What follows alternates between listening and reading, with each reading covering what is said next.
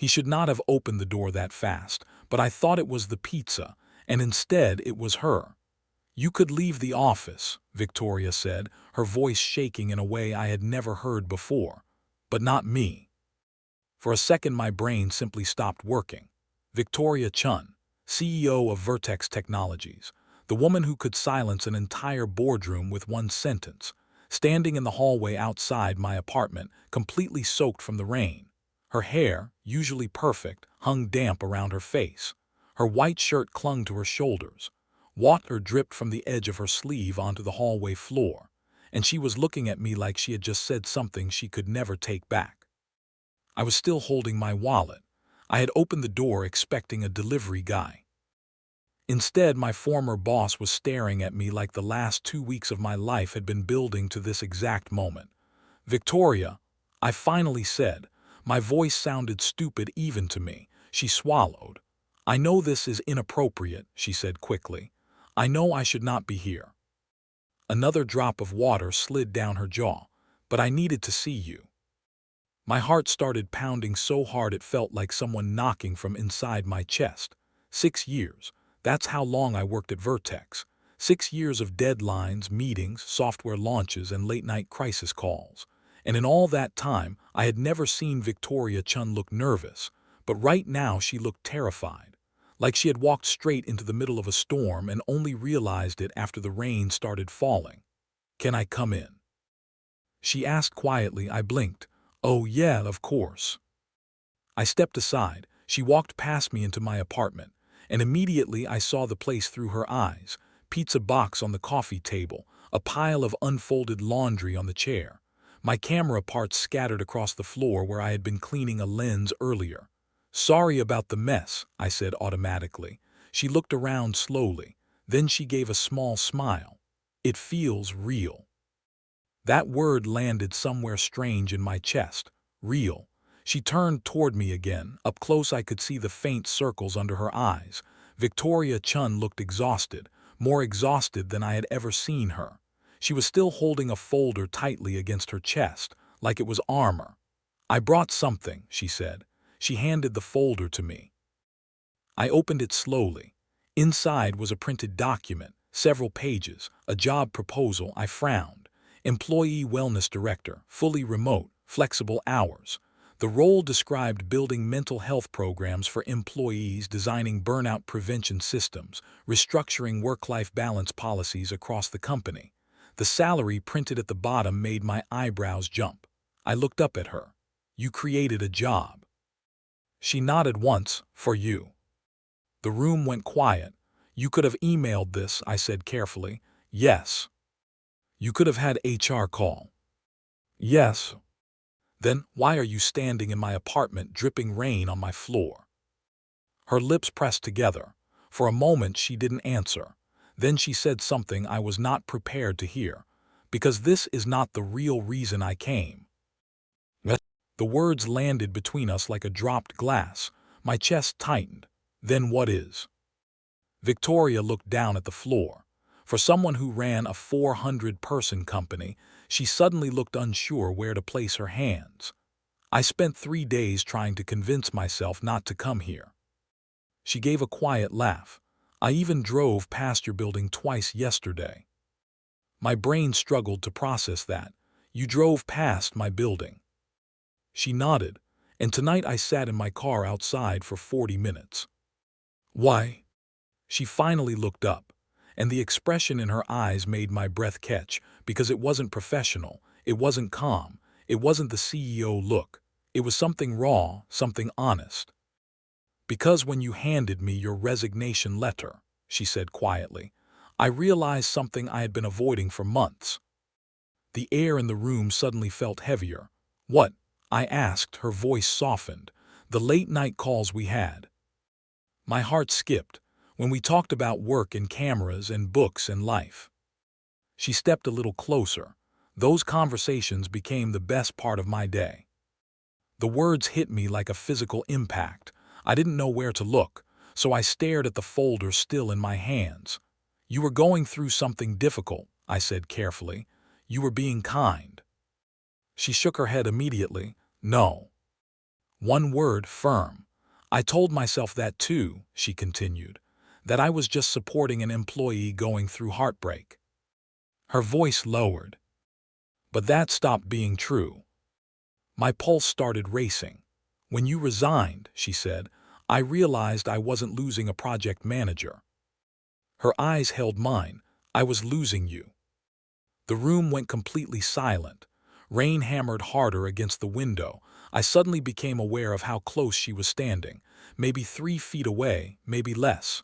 You're not my boss anymore, I said slowly. No, she replied. That's why I waited. That sentence hit even harder. You waited. Yes. Her voice steadied now. If I told you how I felt while you still worked for me, it would have complicated everything. She crossed her arms gently. You might have stayed at Vertex for the wrong reason. Or left feeling pressured. Her gaze softened. I needed your decision to be free. The words sank deep. Free. I thought about the night I typed my resignation letter at 2 a.m., the shaking hands, the exhaustion, the feeling that if I didn't walk away, I might disappear inside that job forever. You needed to leave, she said quietly. I respected that. A long silence filled the apartment. Then she asked the question that made my stomach twist. Do you regret it? I thought about it honestly, about the empty mornings, the strange quiet of not checking emails, the feeling of breathing again. No, I said finally, I don't. Her shoulders relaxed slightly. Good. Another silence settled, and then I said the thing I had been trying not to say since the moment I opened the door. I thought about you too. Her eyes lifted quickly. During those calls, I continued, after we hung up. My voice lowered. I would sit there in the dark replaying the conversations. Her expression softened, but I kept telling myself it was stupid. Why, she asked, you were my boss. She let out a slow breath. I know. And I had just been dumped, I added. That too. I laughed quietly. So yeah, I assumed my brain was just broken. She smiled faintly. Mine too. My phone suddenly buzzed on the table. Tyler, my brother. The sound snapped the moment in half. Victoria stepped back slightly. Her professional mask started creeping back over her face. I should go, she said quickly. No. The word came out before I even thought. I grabbed my phone and silenced it. Stay. She hesitated. Why? She asked softly. I looked at her, really looked. Victoria Chun, the most composed person I had ever met, standing in my messy apartment, soaked from the rain, risking everything she had built. Because when I opened the door and saw you standing there, I said quietly. I felt something I haven't felt in months. She held my gaze. What? I took a breath, like I could breathe again. The rain didn't slow down.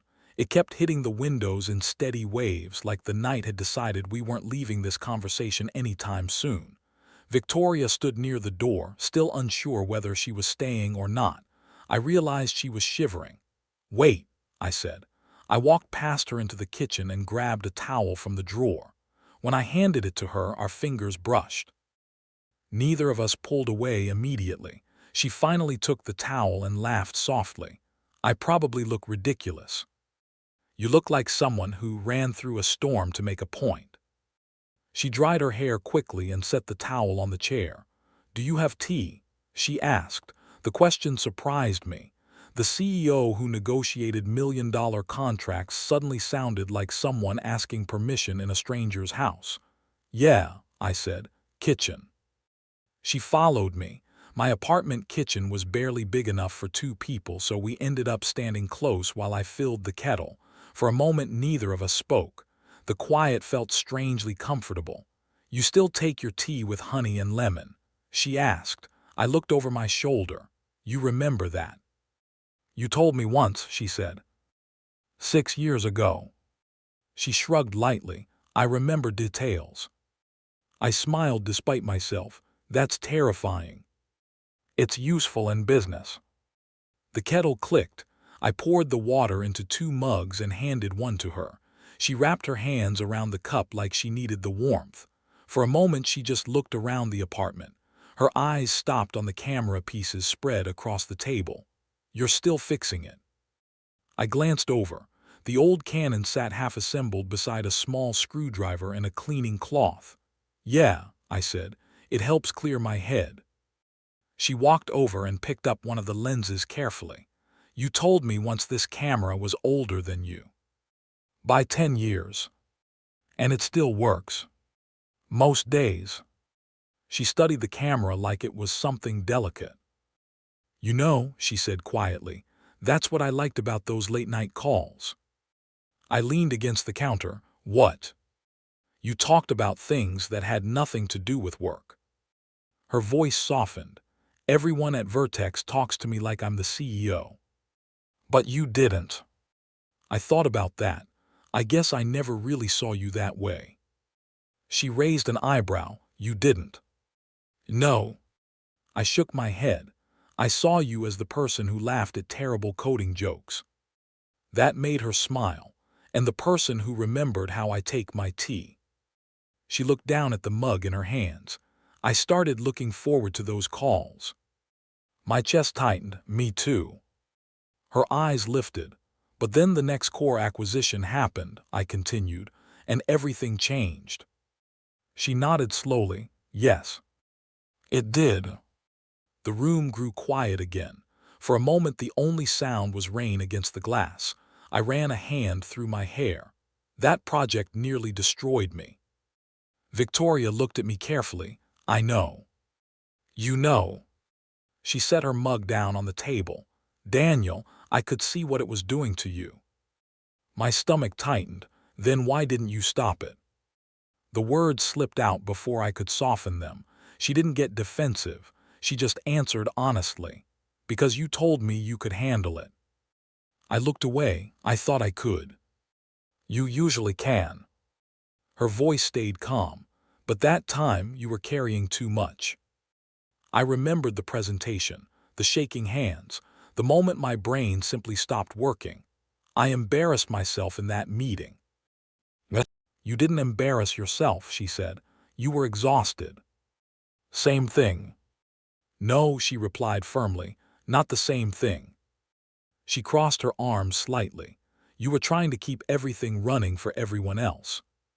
That's not failure. That's responsibility." I exhaled slowly. "You're the only person who sees it that way." She studied me for a second. "Your ex didn't." Jessica, just hearing the word in my head made my chest tighten. "She said I was always tired," I said quietly. "Always working." Victoria didn't interrupt. "She said she met someone fun," I continued. "Someone who had time for yoga classes and weekend brunch." The bitterness in my voice surprised even me. Victoria looked down at the floor for a moment. "Losing someone like that changes how you see yourself." I nodded. For a while I thought maybe she was right. That maybe I really was just a guy who disappears into work. Her eyes lifted again. "That's not who you are." "How would you know?" Her answer came without hesitation. "Because I saw the other version of you." My heart skipped. "The one who talked about photographing national parks," she said. "The one who got excited explaining how a camera shutter works. The one who stayed on the phone with me at midnight just to argue about books." I laughed quietly. "That argument about Hemingway lasted 2 hours." "You were wrong," she said. "I was absolutely right." "Still wrong." I shook my head. "That's debatable." For a second we both smiled. And just like that, the tension softened. But then she looked at the camera again. "You stopped working on this during the next core project." "Yeah." "Why?" "I didn't have time." Her voice grew quieter. "That's when I started worrying." I frowned slightly. "Worrying?" "You were always online," she said. 2 in the morning, 3 in the morning. I'd see your activity light still on. And I kept thinking." She hesitated. "What?" "That you were burning yourself out." I rubbed the back of my neck. "Well, you were right." Another quiet moment passed. Then she said something unexpected. I almost stopped the project. I looked at her sharply. You did. She nodded once, the night before that presentation. Why didn't you? Her expression turned thoughtful. Because I believed you when you said you had solved the system conflict. And because I knew if I stepped in, you would feel like I didn't trust you. That hit harder than I expected, so you let me try. Yes. She held my gaze, but the moment you resigned. Her voice softened again. I realized I should have stepped in sooner. You couldn't have fixed everything, I said. I wasn't asking you to. The rain outside slowed slightly, a softer rhythm now. Victoria picked up her mug again but didn't drink. When you handed me that envelope in my office, she said quietly, I wanted to ask you to stay. My chest tightened. Why didn't you? She looked straight at me. Because the reason I wanted you to stay had nothing to do with the company. The words landed between us again, heavy, honest, and that would have been unfair to you. I stared at the floor for a moment, then back at her. So instead you waited. Yes. Until I quit. Yes. Until there was no power difference. Yes. Her voice was steady now, and that somehow made the moment feel even more serious. I leaned against the counter again. Victoria, do you know how confusing this is? She gave a quiet laugh. I've spent the last week confused too. That makes two of us. The room fell quiet again, but this time the silence felt different, less like tension, more like something slowly unfolding. She looked at me carefully. Daniel, can I ask you something? Sure. When you resigned. Her voice softened again. Did any part of you think about me? I didn't answer immediately because the truth was complicated and honest. Yes, I said finally. Her eyes searched mine. What did you think? I exhaled slowly. I thought quitting meant losing the only person at Vertex who actually understood me. She didn't look away, and that scared me more than leaving the job. For a moment neither of us spoke. Then she whispered something so quietly I almost didn't hear it. Good. For a long moment neither of us moved. The rain outside had softened to a quiet patter against the windows. The apartment felt smaller somehow, like the walls had stepped closer to listen. Victoria stood near the table, her fingers lightly touching the old Canon camera lens. Good, she had said. Just that one word. But the way she said it made my heart beat faster. Good. I repeated. She nodded slowly, because I was afraid you hadn't. Her voice was calm, but I could see the tension in her shoulders. You mean thought about you? Yes. She took a small breath. When you handed me your resignation letter, I kept wondering if those months meant anything to you. I leaned back against the counter. They meant a lot. Her eyes lifted, more than I should probably admit. A faint smile touched her lips. Same problem here. For a second we both laughed quietly, but the laughter faded quickly because the conversation was moving somewhere deeper now. You know, she said slowly, those late-night calls started by accident. I nodded. Work problems. Yes. She folded her arms lightly. But after a while, I started creating reasons to call. That surprised me. You did. Yes. Her honesty was almost unsettling. Sometimes I'd wait until everyone left the office. Then I'd check if your status light was still on. And if it was, I'd call. My chest tightened. You could have just messaged. I know. So why didn't you? She hesitated. Then she answered simply. Because hearing your voice made the day feel less lonely. That hit harder than anything she'd said yet. I said, lonely. She gave a quiet smile. Being a CEO is a strange kind of isolation. Everyone talks to the position. Very few people talk to the person. I thought about all the meetings I had seen her run. Hundreds of people depending on her decisions, and suddenly the idea didn't seem so strange. So you called the one guy who made dumb debugging jokes, I said. She laughed softly. You underestimate the value of dumb jokes. Then she grew serious again. And you didn't treat me like someone above you. You argued with me, corrected me. Once you even told me my product strategy was wrong. It was wrong, I said automatically. Her eyebrow lifted. It was not. It absolutely was. She shook her head but smiled. See that? That honesty. Her voice softened again. I missed that when you resigned. The room grew quiet again.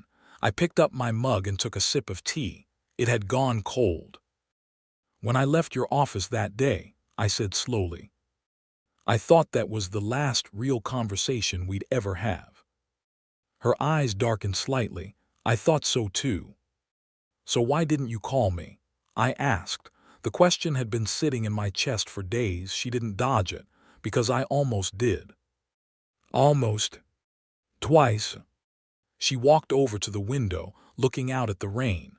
The first time was the night after your last day. Her voice was quieter now. I picked up my phone. Dialed your number. Then I stopped. Why? She turned back toward me. Because I didn't know if you needed space or if I just needed you. That answer caught me off guard, and I didn't want to confuse those two things. She took a few steps closer, so I waited. My heart thumped once in my chest, until tonight. Yes. Her eyes flicked briefly to the folder on the couch. The job proposal was my excuse. Excuse? Yes. She shrugged slightly, a logical reason to come here. But that wasn't the real reason. No. Her gaze held mine. You already know the real reason. The room felt warmer suddenly, or maybe it was just my pulse. You came because of me, I said quietly. Yes. No hesitation, no deflection, just the truth. And suddenly the air between us felt electric. I ran a hand through my hair. Victoria, do you realize how insane this situation is? She smiled faintly. I run a technology company.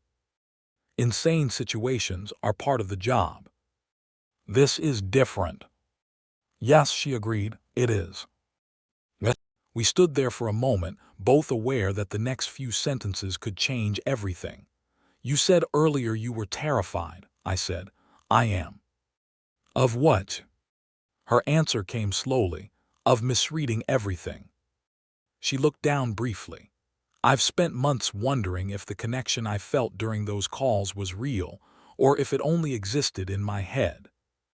I stepped closer without thinking. It wasn't in your head. Her eyes lifted quickly. You felt it too. Yes. How long? I thought about it honestly. Probably the night we argued about that documentary. Her forehead creased. The one about the photographer traveling through South America. Yeah. That conversation lasted 2 hours. 2 hours and 20 minutes, she corrected automatically. I laughed. You really do remember everything. Not everything. She looked directly at me again. Just the things that matter. The space between us had shrunk to barely 2 feet. You matter, she added quietly. That sentence settled somewhere deep in my chest. For months I had assumed those calls meant nothing more than kindness. Now I wasn't so sure. Victoria, I said slowly. Do you realize you just drove across the city in the rain to tell a former employee he matters to you? Yes. That's a pretty big risk. Her expression didn't change. I've made bigger ones. Name one. She thought for a moment. Starting a company at 28 with 3 employees and no investors. I smiled, fair point. But this, she said softly, feels more dangerous. Why? Because companies are predictable. She gestured slightly between us. People aren't. The honesty in that sentence made my chest tighten again. Are you expecting me to reject you? I asked. No. She shook her head slowly. I'm expecting uncertainty. Which is worse? I laughed quietly. You're probably right. For a moment neither of us spoke. Then she asked something carefully. Daniel, can I ask you something honest? Sure. When you opened the door tonight and saw me standing there. She hesitated. What did you feel? I thought about it, about the shock, the confusion, the strange rush of relief. It felt like the universe had just done something weird, I said, her eyebrow lifted. Weird. Yes. Like a plot twist in a movie. She smiled. And was it a good twist? I stepped closer, close enough now that I could see tiny raindrops still clinging to the ends of her hair. Yes, I said quietly, a very good twist. Her breathing slowed slightly. Then maybe coming here wasn't a mistake. I shook my head. No. It definitely was. The silence between us changed again. Not tense, not awkward, just full. She looked down briefly at our hands, then back up at me. So what happens now? She asked softly. That question hung between us like a door waiting to be opened. And for the first time since Jessica walked out of my life 6 months earlier, I realized I actually had an answer. For a few seconds I didn't answer. Not because I didn't know, but because the answer felt bigger than the moment. Victoria stood in the middle of my messy apartment, rain still clinging to the ends of her hair, waiting for me to say something that could either pull us closer or push us apart. So what happens now? She had asked. I let out a slow breath. I think, I said carefully, we stop pretending this is logical. Her eyebrow lifted slightly. That sounds dangerous. It probably is. I took another step toward her. But you didn't come here for logic. No, she admitted quietly, I didn't. Another silence settled between us, but this one felt warm, not tense, not fragile, just real. You built an entire company on planning, I said. 5-year strategies, growth models, risk analysis. She nodded. That's how companies survive. Yeah. I glanced toward the window where the rain had started slowing down. But people don't work that way. Her eyes softened slightly. No, they don't. I leaned against the table. So maybe the next step is simple. Simple, she asked. Yeah. I smiled. We try. Her expression changed, not dramatically, just enough for me to see the moment she let herself believe it might actually work. Try what? She asked. This. I gestured lightly between us. Dinner. Conversations that don't start with project deadlines. Arguments about documentaries. Photography trips. She crossed her arms thoughtfully. You make that sound very easy. It probably won't be. She nodded slowly. No, it probably won't. Then she asked something serious. And if it fails? The question didn't scare me as much as it should have. Then we'll know we were brave enough to try. Her eyes searched my face carefully. You're surprisingly calm about this. That's because the terrifying part already happened. What was that? You knocking on my door. That made her laugh, a real laugh, the one I remembered from those late-night calls. I was shaking the entire time I walked up the stairs, she admitted. I almost turned around. What stopped you? She looked at me like the answer was obvious. You. My chest tightened again. Do you know how many times I told myself this was inappropriate? She continued. Probably a lot. 37. 37. I counted. I laughed quietly. That's very specific. I told you, she said, smiling faintly. I remember details. Another quiet moment passed. Then she glanced toward the couch where the job proposal still sat. You never answered about the job. I followed her gaze. The folder looked strangely official sitting on my old couch. I meant what I said, she added. You'd be incredible in that role. I thought about it for a moment. You created an entire position because of one burned-out employee. Not just one, she corrected. You helped me realize how many others are struggling quietly. That sounds like a CEO answer. She smiled slightly. Maybe it is. But the truth is, I wanted a reason to keep you in my life. The honesty in that sentence landed softly but deeply. You don't need a job offer for that, I said. No, but it helps. I walked over and picked up the folder, flipped through the pages again. Employee Wellness Director, flexible schedule, remote, designed to help people avoid the exact burnout that almost destroyed me. You really built this program already? I asked. Most of it. You move fast. That's how companies grow. I closed the folder, but tonight isn't about the company. She nodded, no. I set the folder back on the couch. I'll think about the job. Fair. But first, I looked at her again. Dinner tomorrow night still stands. Her smile widened slightly. Good. She glanced at the clock on the wall. I should probably go. Why? Because if I stay much longer. She hesitated. I might forget every professional boundary I spent the last 8 years building. I grinned. That sounds promising. She laughed again, then she walked toward the door. I followed. When she reached it, she paused. Her hand rested on the handle, but she didn't open it. Instead, she turned back toward me. Daniel. Yeah. Thank you. For what? For not making this harder. I frowned slightly. I'm pretty sure I made it very hard. No. She shook her head. You listened. You didn't assume the worst. You gave me the chance to explain. Her voice softened. That matters more than you know. I leaned against the doorframe. Well, you did show up in the rain. That helped. Definitely. She smiled again. Then her expression grew thoughtful. You know something strange. What?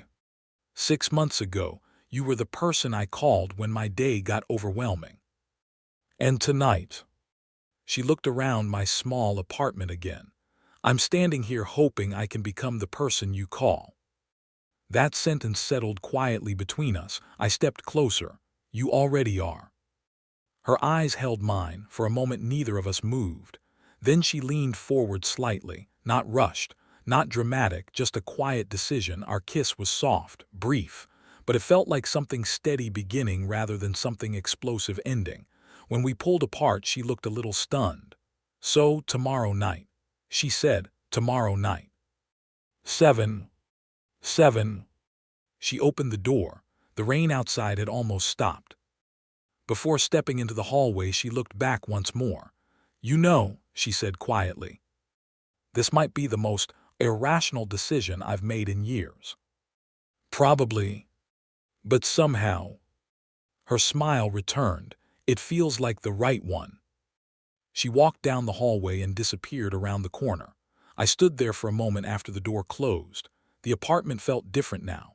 Not empty, not quiet, just full of possibility. My phone buzzed on the table again. Tyler, you alive over there? I typed back. Yeah, then I added one more message. Actually, I think something good just started. I set the phone down and looked at the folder on the couch, at the camera parts on the table, at the rain slowly fading outside the window. Sometimes life doesn't change with grand speeches or perfect timing. Sometimes it changes because someone knocks on your door in the rain.